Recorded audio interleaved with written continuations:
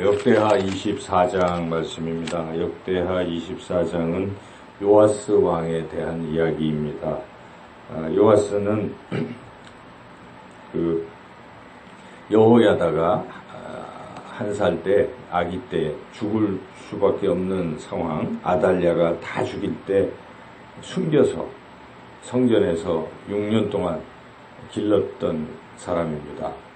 그래서 여호야다가 아달랴를 제거한 후에 바로 이 요아스를 왕으로 등극시켰습니다. 그래서 7살부터 이제 왕이 되었는데 40년 동안 왕이 되어서 다스렸기 때문에 47세 때까지 왕이 되었는데, 여호야다가 이제 살아있을 때는 요아스는 여호야다 말을 잘 들었습니다. 그래서 들은 대로 하다 보니까 아주 나라를 잘 다스렸습니다. 무엇보다 여호야다는 하나님을 섬기는 그런 왕이 되었고, 그래서 하나님의 성전을 어떻게 하면 보수할까, 그런 일을 잘 했습니다.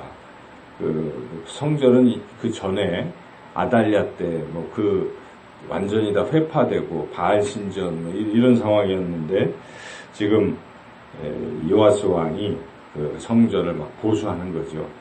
근데 아주 잘했습니다. 그래서 여기에 한 예가 나와 있는데, 보수하려고 요아스가 이제 돈을 괴를 하나, 돈을 거두고, 헌금을 거두고, 성전을 보수하려고 빨리빨리 해라 진행을 시켰는데, 레위 사람들이 자꾸 미적미적 되니까, 레위 사람, 제사장, 대장인 대제사장 여호야다, 자기를 살려준 여호야다까지 불러다가 그것을 책망하고 빨리 해야 되지 않느냐 해서 빨리 이제 걷게 되었고, 전을 아주 잘 보수했다.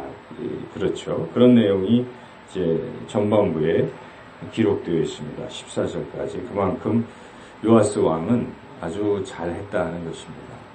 그런데 이 여호야다가 나이가 들어서 이제 죽었을 때, 죽고 난 후에 요아스 왕이 돌변했습니다.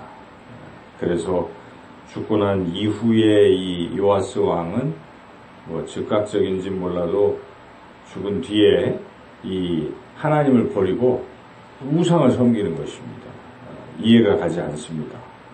그 우상을 섬기고 또 하나님께서 그것을 이제 경고하시느라 선지자들을 보내셨건만 선지자들을 죽이는 것이죠. 심지어 여호야다의 아들인 스가랴가 와서 그 잘못을 지적했을 때 스가랴를 죽이는 이러한 죄까지도 범했다 하는 것이죠. 우리가 왜요 이 요아스가 이렇게 돌변했을까 하는 것을 좀 생각해 봐야 되겠습니다. 돌변한 이유, 돌변했다기보다 원래 믿음이 없었는데 여호야다가 있으니까 믿음 있는 척을 했는가?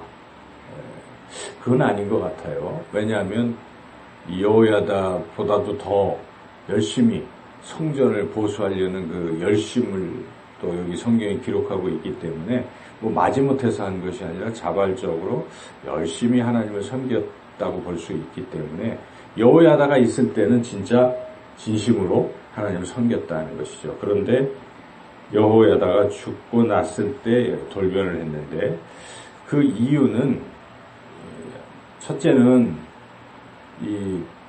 듣는 어떤 분별력이 부족했다 하는 것이죠. 그전에는 여호야다의 이야기만 들었겠죠. 여호야다가 아주 막강한 권력을 가지고 있었고, 여호야다가 자기를 살려주었고 생전에 이렇게 보고 있기 때문에 그가 이야기하는 것을 무조건 들었겠죠. 그랬는데 이제 여호야다가 죽고 나서는 자기가 선택적인 청취를 할 수가 있는 것이죠. 그런데 그때 유다의 어떤 방백들이 자신들이 유리하게 하려고 하는, 혹은 그 방백들은 아달랴의 어떤 영향을 받았던 사람인지 모르겠습니다. 그래서 그 관리들이 이 요아스에게 이제 다시 우상을 섬기자라고 했을 때 그 이야기를 들어버린 것이죠. 그 이야기를 들어서 이제 이렇게 된 것이죠.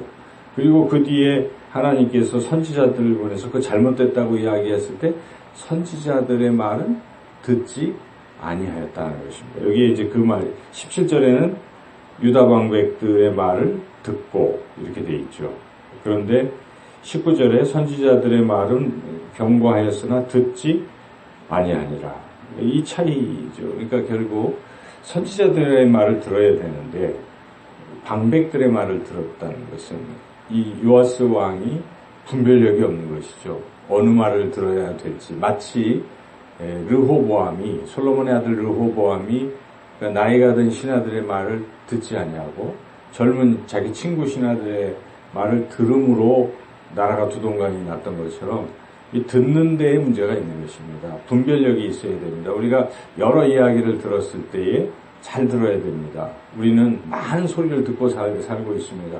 세상에서 이런저런 세상의 소리들, 세상의 방법, 합리적으로 이야기하는 것들의 소리를 또 우리가 들을 수 있고, 그런데 우리가 정말 들어야 할 소리는 무엇이겠습니까?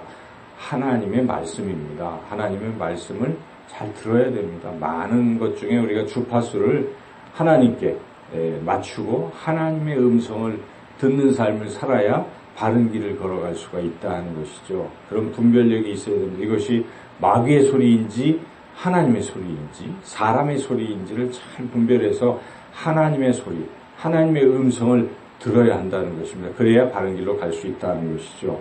그래서 요아스는 그거 잘 못 들었기 때문에 이제 비극이 시작이 되는 것이죠.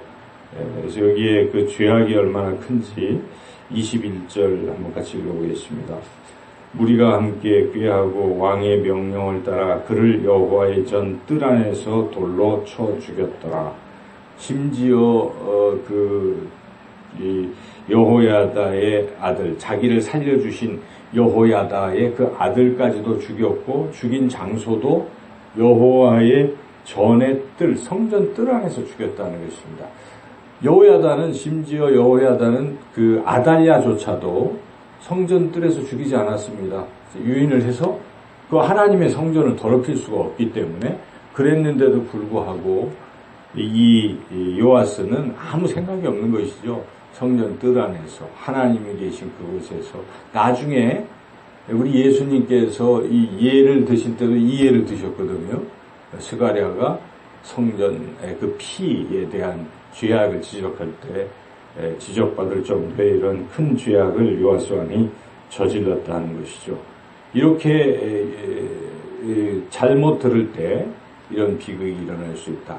또 한 가지는 요아스의 이런 잘못된 길로 간 것은 감사할 줄 몰랐기 때문이다 라고 우리가 볼 수가 있습니다.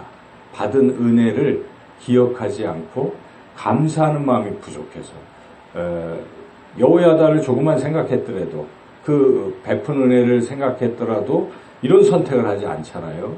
그러니까 감사할 줄 모르는 사람들은 제멋대로입니다. 그러니까 과거에 여기까지 인도하신 하나님의 그 놀라우신 은혜를 기억하는 사람, 감사하는 사람들은 현재에도 미래에도 하나님을 배신하지 않습니다. 하나님을 섬깁니다. 그러나 하나님이 내게 베푸신 은혜를 새카맣게 잊고 감사할 줄 모르는 사람들은 언제 하나님하고 하나님이 잊어버릴 수가 있다는 것이죠. 그래서 여기에 요아스 왕의 또 다른 그 잘못한 그 이유는 감사할 줄 몰랐다는 것이죠.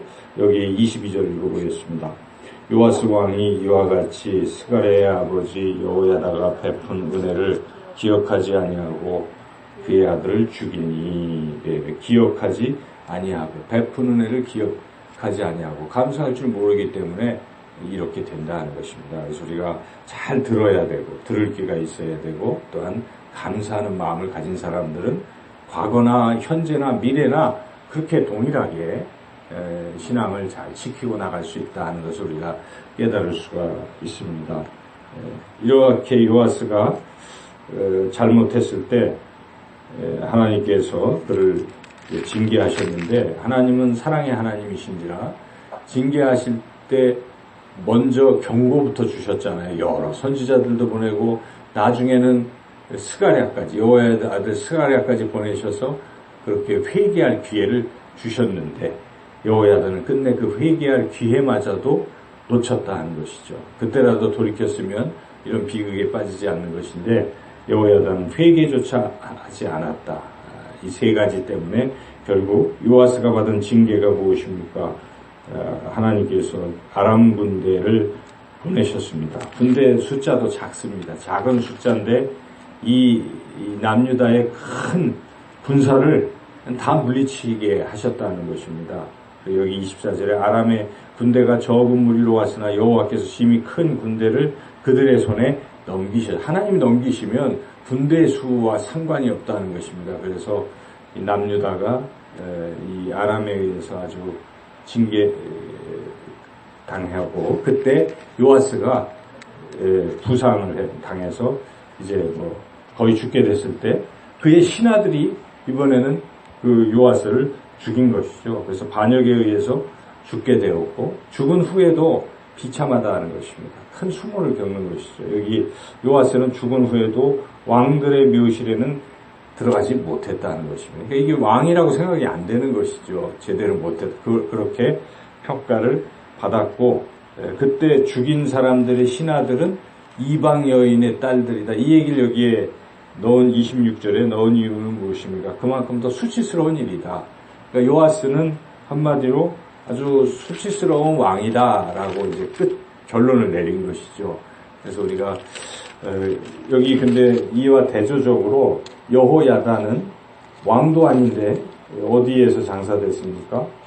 여호야다는 16절에 보니까 여호야다가 죽은 다음에 어디에 장사됐습니까? 다윗성 여러 왕의 묘실 중에 장사하였습니다. 그러니까 여호야다는 왕의 묘실에 장사했다는 거예요. 그가 비록 다윗의 후손도 아니지만은 하나님을 잘 섬겼기 때문에 백성들이 그를 그렇게 존중해 준 것이죠. 그런데 왕인데도 불구하고 지금 백성들은 이 대조적으로 요아스는 어디다 묻었습니까? 왕의 묘실에 묻지 않았다는 것입니다. 그만큼 요아스가 큰 수치를 당했다는 것을 역대하 저자는 강조하고 있는데 그가 그렇게 된 이유 오늘 본문을 통해서 우리가 세 가지를 깨닫는 것이죠. 들을 귀가 없는 것이죠. 이 얘기 저 얘기 듣다가 자기 생각대로 그냥 세상 얘기에 따라가는 그런 어리석은 자가 되면 결국 패망의 길로 갈 수밖에 없다는 것이고 그리고 나에게 베풀어 주신 하나님의 은혜를 깊이 생각하고 기억하고 늘 감사하는 사람은 삐뚤어가지 않는다는 것이죠. 우리가 감사해야 됩니다. 그리고 인간은 누구나 다 잘못할 수 있지 않겠습니까? 그렇게 실수했을 때 어떻게 태도를 취하느냐?